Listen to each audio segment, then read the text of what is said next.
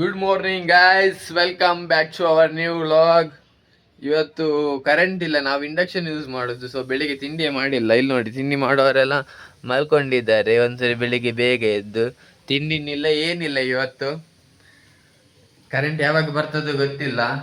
ಸ್ನಾನ ಮಾಡಲಿಕ್ಕೆ ಬಿಸಿನೀರು ಇಲ್ಲ, ಇಂಡಕ್ಷನ್ ಇಲ್ಲ, ಗೀಸರು ಇಲ್ಲ, ಏನೂ ಇಲ್ಲ. ಸೊ ನೋಡೋಣ ಇವತ್ತೇನಾಗುತ್ತಂತ. ಕರೆಂಟ್ ಬಂತು ಈಗ. ಪ್ರಜ್ವಲ್ ನೋಡಿ ಪುಳಿಯೋಗರೆ ಮಾಡ್ಲಿಕ್ಕೆ ಕೂತಿದ್ದಾನೆ. ಎಷ್ಟೊತ್ತಾಗುತ್ತೋ ಗೊತ್ತಿಲ್ಲ ಪುಳಿಯೋಗರೆ ಆಗುವಾಗ. ಎಂತೆಲ್ಲ ಆಗ್ತಾ ನೋಡುವ ಹೇಗಾಗ್ತದೆ ಪುಳಿಯೋಗರೆ ಅಂತ. ಸೊ ಪಟ ಅಂತ ತಿಂಡಿ ಈಗ ಇವತ್ತು ಬೇಗ ಹೋಗಿ ಸಂಜೆ ಬೇಗ ಬರಬೇಕು, ಯಾಕಂದ್ರೆ ಇವತ್ತು ಸಂಜೆ ಊರಿಗೆ ಹೋಗ್ತಾ ಇದ್ದೇವೆ. ಫೈನಲಿ ಪುಳಿಯೋಗರೆ ಆಯಿತು, ರೆಡಿ ಆಯಿತು. ಸಪೋರ್ಟ್ ಮಾಡಿದ್ದಾನೆ ಪ್ರಜ್ವಲ್.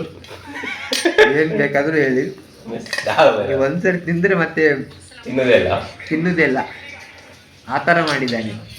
ಅಲ್ಲಿ ನೋಡಿ, ಆಗ ಹಾಕೊಂಡು ಬಂದಿದ್ದಾನೆ, ಇನ್ನೂ ತಿನ್ನಲೇ ಆಗಿಲ್ಲ.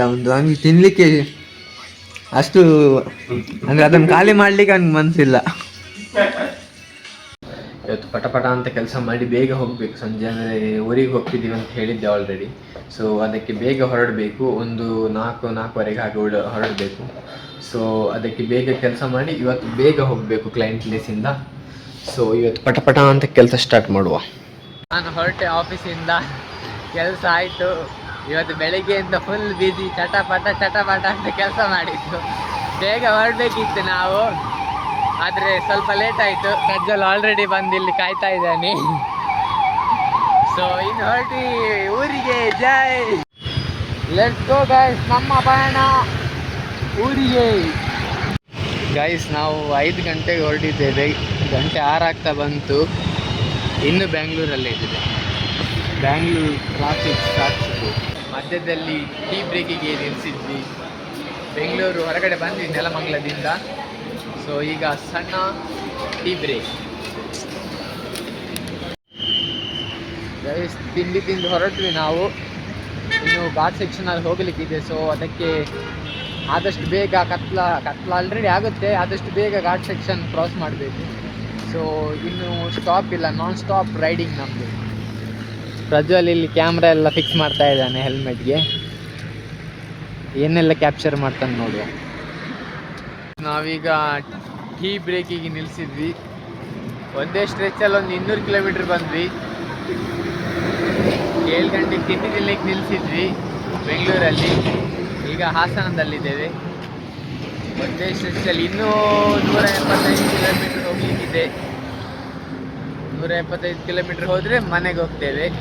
ಆ್ಯಕ್ಚುಲಿ ನಾವು ಚಾರ್ಮಾಡಿ ಘಾಟ್ ರೂಟಲ್ಲಿ ಬರಬೇಕಿತ್ತು, ಆದರೆ ರಾತ್ರಿ 8 ಗಂಟೆ ಮೇಲೆ ಬಿಡಲ್ಲ ಚಾರ್ಮಾಡಿ ಘಾಟಲ್ಲಿ. ಸೊ ಅದಕ್ಕೆ ನಾವು ಶಿರಾಡಿ ಘಾಟ್ ರೂಟಲ್ಲಿ ಹೋಗ್ತಿದ್ದೇವೆ. ಅದು 1 ಗಂಟೆ ರೂಟ್ ಇನ್ನೂ ಜಾಸ್ತಿ. ಸೊ ಇನ್ನೂ 175 ಕಿಲೋಮೀಟ್ರ್ ಇದೆ. Let's go guys.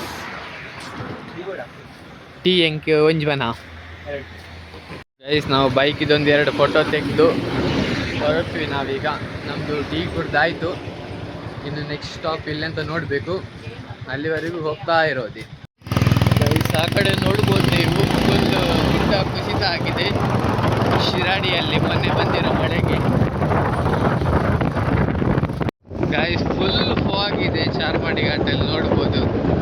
ರಸ್ತೆನೂ ಕಾಣಲ್ಲ, ಅಷ್ಟು ಫಾಗ್ ಇದೆ, ಫುಲ್ ಫಾಗ್. ಸಖತ್ ಕೋಲ್ಡ್ ಇದೆ.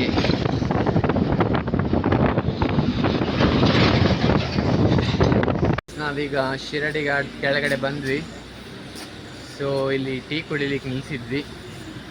ಶಿರಾಡಿ ಘಾಟಲ್ಲಿ ಫುಲ್ ಫಾಗ್ ಇತ್ತು, ಅಲ್ಲಲ್ಲಿ ರೋಡ್ ಕೂಡ ಕುಸಿದಿತ್ತು. ಒಂದು ಸೈಡ್ ರೋಡೆಲ್ಲ ಕ್ಲೋಸ್ ಮಾಡಿದ್ರು. ಸೊ ನೈಟ್ ಟೈಮಲ್ಲಿ ಬರಲಿಕ್ಕೆ, ಅಂದರೆ ಬೆಂಗಳೂರಿಂದ ಮಂಗಳೂರಿಗೆ ಯಾರ್ಯಾರು ಬರ್ತಾಯಿದ್ದೀರಾ, ಸೊ ನೈಟ್ ಟೈಮಲ್ಲಿ ಟ್ರಿಪ್ನ ಅವಾಯ್ಡ್ ಮಾಡಿ. ಯಾಕಂದರೆ ನಿಮಗೆ ಹೆವಿ ವೆಹಿಕಲ್ಸ್ ಕೂಡ ಬರ್ತಾ ಇರುತ್ತೆ. ಒಂದು ಸೈಡಲ್ಲಿ ನಿಮಗೆ ರೋಡೇ ಕಾಣಲ್ಲ. ಸೊ ನೈಟ್ ಟೈಮ್ ಟ್ರಿಪ್ ಮಾಡೋದನ್ನು ಅವಾಯ್ಡ್ ಮಾಡಿ. ಮತ್ತು ಅಲ್ಲಲ್ಲಿ ರೋಡ್ ಕೂಡ ಕುಸಿದು ರೋಡನ್ನೆಲ್ಲ ಬಂದ್ ಮಾಡಿದ್ದಾರೆ. ಸೊ ರಾತ್ರಿ ಹೊತ್ತು ಯಾರು ಬೆಂಗಳೂರಿಂದ ಶಿರಾಡಿ ಘಾಟ್ ಆಗಿರ್ಬೋದು, ಚಾರ್ಮಾಡಿ ಘಾಟ್, ಯಾವುದೇ ಘಾಟ್ ಮುಖಾಂತರ ಹೋಗೋರು, ಸೊ ನಿಮ್ಮ ಟ್ರಿಪ್ಪನ್ನು ಬೆಳಿಗ್ಗೆ ಇಟ್ಕೊಂಡ್ರೆ ಚೆನ್ನಾಗಿರುತ್ತೆ. ಯಾಕಂದರೆ ನಾವು ಬರುವಾಗ ನೋಡಿದ್ವಿ, ಅಲ್ಲಲ್ಲಿ ಅಂದರೆ ರೋಡ್ ಕ್ಲೋಸು ಮತ್ತು ಒಂದು ಆ್ಯಕ್ಸಿಡೆಂಟ್ ಕೂಡ ಆಗಿತ್ತು. ಸೊ ಅದಕ್ಕೆ so day time is the best time to travel in ghat sections. So ನಮಗೆ ಇನ್ನೂ 137 ಸಮಥಿಂಗ್ ಕಿಲೋಮೀಟ್ರ್ ಇದೆ ಮನೆಗೆ. ಬೆಚ್ಚೆ ಬೆಚ್ಚೆ ಬೋಟಿ ತಿಂದು ಪುನಃ ಹೊರಡೋದು ನಾವಿನ್ನು.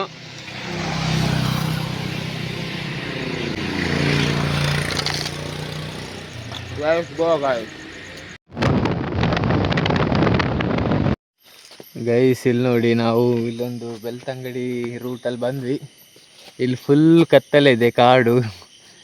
ಈ ರೂಟಲ್ಲಿ ಯಾರಾದರೂ ಒಬ್ಬೊಬ್ಬರೇ ಬಂದರೆ ಸಿಕ್ಕಿ ಹಾಕೊಂಡ್ರೆ, ಬೈಕ್ ಏನಾದರೂ ಪ್ರಾಬ್ಲಮ್ ಆದರೆ ಕತೆ ಅಷ್ಟೇ. ಮತ್ತೆ ಇಲ್ಲಿ ಒಬ್ಬರು ರಿಕ್ಷದವ್ರು ನಿಲ್ಲಿಸಿದ್ರು, ನಮಗೆ ಏನಾಯ್ತಂತ ಕೇಳಿದರು. ಆದರೆ ಒಬ್ಬೊಬ್ಬರೇ ಬರೋದು ಇಂತಹ ರೋಡಲ್ಲಿ ತುಂಬ ಡೇಂಜರ್. ಸೊ ಇದು ಆಯಿತು, ಇದು ನಮ್ಮದು ಲಾಸ್ಟ್ ಸ್ಟಾಪ್. ಇನ್ನು ಡೈರೆಕ್ಟ್ ಮನೆಗೆ ಹೋಗಿ ನಿಲ್ಲಿಸೋದು ನಾವು. Let's start our ride.